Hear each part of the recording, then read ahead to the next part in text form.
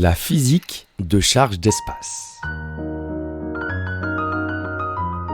La physique de charge d'espace est une approche issue de la physique vibratoire, développée à partir des travaux de Claude Legressus et Guy Blaise, pionniers dans l'étude de l'énergie stockée dans la matière dite isolante.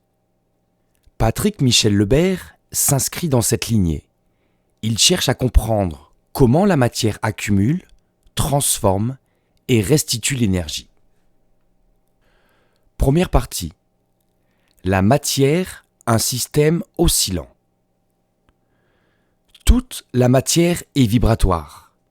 Même ce qui semble immobile, une pierre, un corps, une cellule, est constitué de systèmes oscillants, c'est-à-dire de réseaux d'atomes en vibration permanente.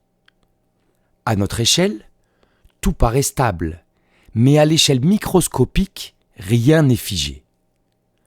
On pourrait dire que l'univers entier est un immense orchestre d'oscillations où chaque atome joue sa propre note. Deuxième partie. Les lieux de disharmonie. Dans cette trame vibrante, il existe des zones imparfaites, appelées lieux de disharmonie. Ce sont des endroits où la structure atomique est légèrement déséquilibrée. Les atomes n'y vibrent pas de manière parfaitement régulière. Ces défauts modifient ce qu'on appelle la polarisation ou la polarisabilité des atomes, leur capacité à répondre à un champ électrique. Or, ces irrégularités deviennent des points d'ancrage pour l'énergie. Lorsque la vibration de la matière entre en résonance avec une vibration externe, l'énergie se piège localement à une certaine profondeur. C'est ce phénomène qu'on appelle le piégeage par résonance. Troisième partie. La physique des isolants. Cette dynamique ne se produit pas dans des conducteurs électriques comme les métaux, mais dans les isolants. Des matériaux qui ne laissent pas passer le courant, mais stockent l'énergie dans leur structure jusqu'à un certain seuil. Là où un fil métallique laisse couler la charge, un isolant la retient, un peu comme une éponge garde l'eau avant de la relâcher. Et notre corps, dans une large mesure, fonctionne comme un isolant.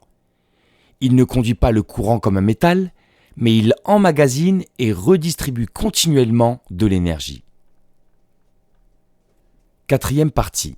La disharmonie, moteur de l'équilibre. Le point essentiel, c'est que la disharmonie n'est pas un défaut, mais un moteur de création.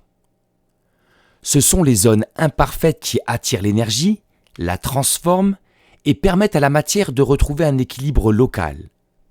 Les pythagoriciens parlaient déjà de cette idée à travers la petite mesure et la grande mesure.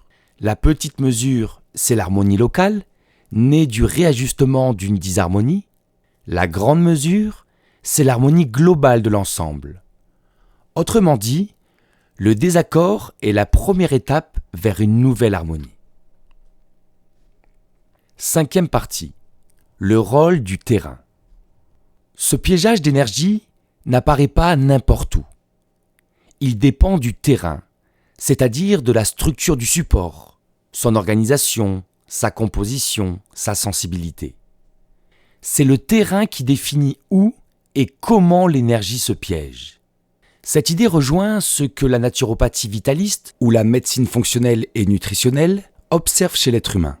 Chaque organisme a un terrain particulier, déterminé par sa génétique, son environnement, son alimentation, son histoire.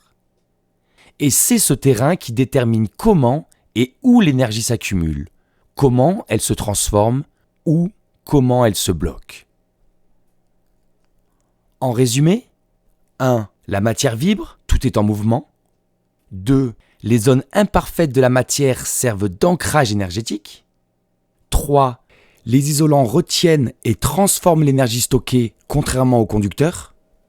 4. La disharmonie est créatrice, elle engendre de nouveaux équilibres.